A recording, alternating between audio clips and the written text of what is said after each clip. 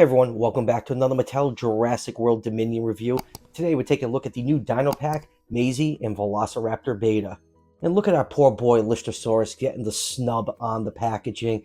Our boy got screwed. So anyways, this is the newest Dino Pack. This is part of Wave 3. This is the last of the Dominion branded Dino Packs that we're going to get.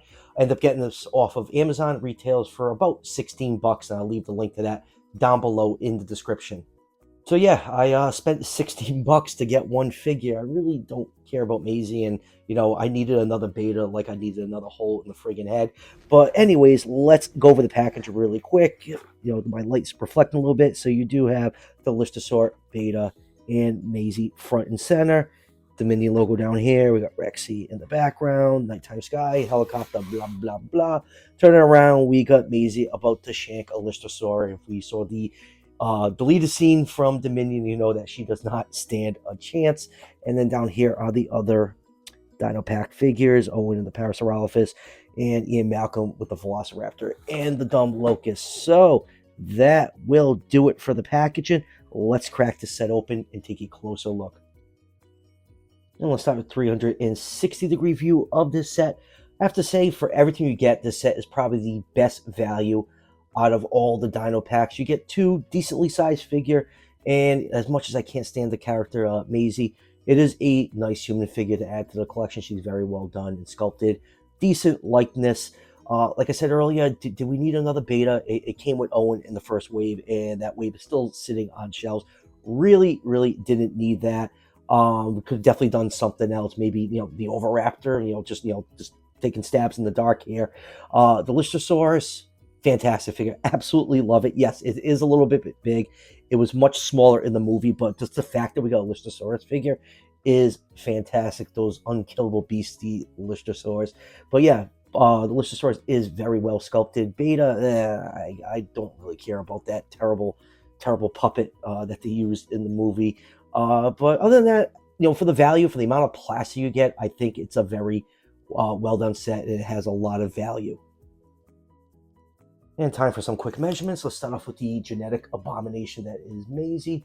She is just under 3.5 inches tall, or about 8.5 centimeters. So she's in line with the other 3 3/4 inch figures at 1/18 scale. Moving on to the sock puppet beta, about 4.5 inches long, or 11.4 centimeters, and 2.5 inches tall, or 6.3 centimeters. There's no size estimates of how big beta was in the movie.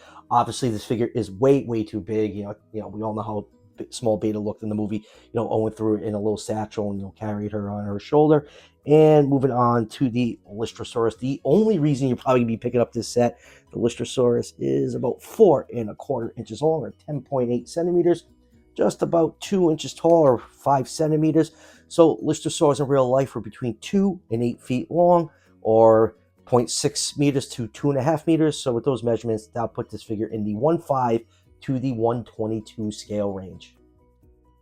All right, let's first take a look at everyone's favorite teenager from the Jurassic franchise, Maisie. Not a bad figure all around. I think it's very well done. It does have a decent head sculpt. Let's get the camera to zoom in on that. Sometimes my fingers don't want to work. There we go. Not bad looking. Her hair is done in blonde, nicely sculpted. She has her winter hat on. She has a green jacket. All the pockets are nicely sculpted. Gloves are painted on the hands. Nice detailing on the jeans. She has a brown shirt underneath it. Has some nice texturing on it. And she does have her brown shoes, and the laces are nicely sculpted. Come on, camera. There, there we go. For her accessories, she does come with her little duffel bag on the side. Man, my camera does not like this figure for zooming in. Decent accessory. You have to put it underneath her hair to get it on her. And we just pop it off really quick. It's already stuck on the back of her hair.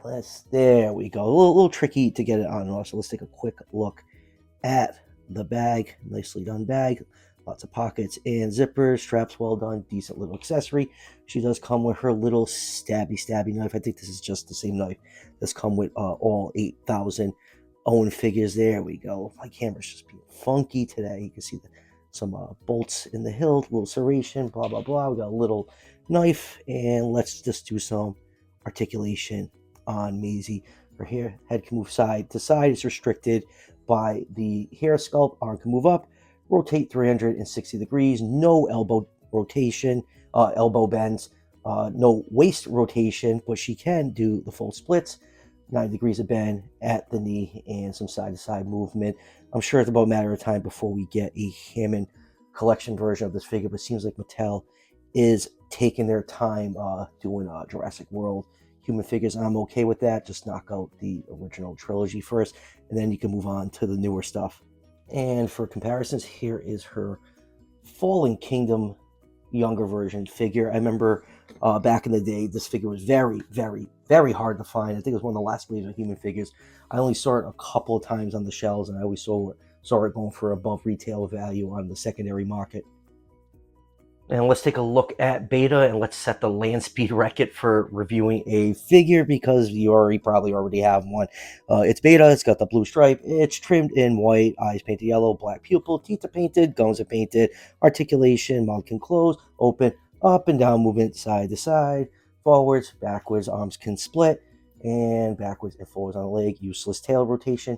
And here is the dumb DNA code that I cannot get up. You're slowing down the record there, Beta. There's the DNA code, and why not? Here is the previously released version of Beta. They're exactly the same figures. And now let's take a look at the Lystrosaurus, probably the main reason why you bought this set. In my mind, I spent 16 bucks just to get one figure. This figure is absolutely excellent, beautifully sculpted. Now, Lystrosaurus is not a dinosaur. It's a Permian decadont that actually existed into the early Triassic. So yes, these things are pretty much unkillable because it survived the Permian extinction. You can see the tusk on the front are well sculpted. You have a beak that's painted in a very dark brown, almost looks black on camera. Eyes painted yellow with a black pupil.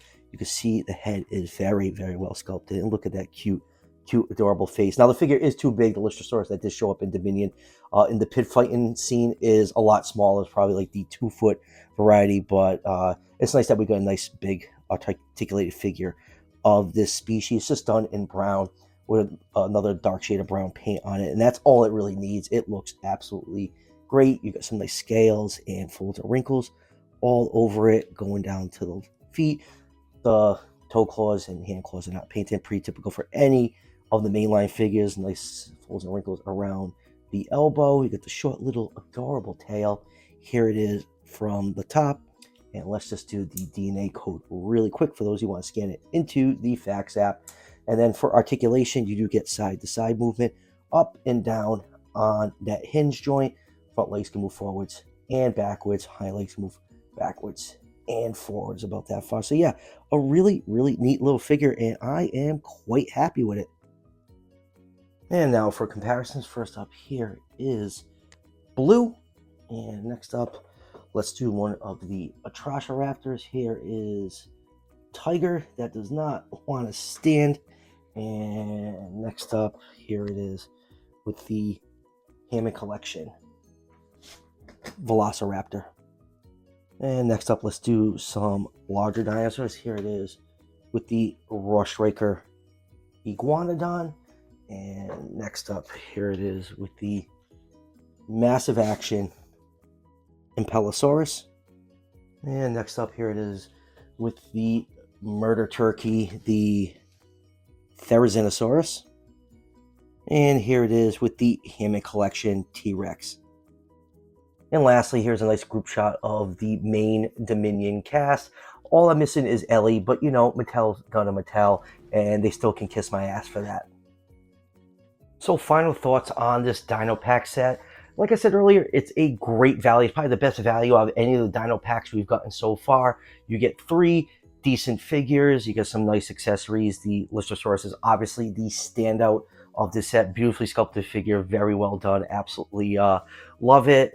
Could have done without Beta. I wish they just included the Oviraptor, or maybe even like a proportionately sized Beta that could fit in a little sack that Maisie could carry around. I think Owen carried around, but you know, have interchangeable accessories, something that just goes together. Just don't give us Beta. That friggin' set has been shelf warming since the first wave showed up. Maisie, as much as I don't like the character, it's a good looking figure. It has a good likeness, and it's very well sculpted. So yeah, I do recommend this set, obviously, just for the Lystrosaur.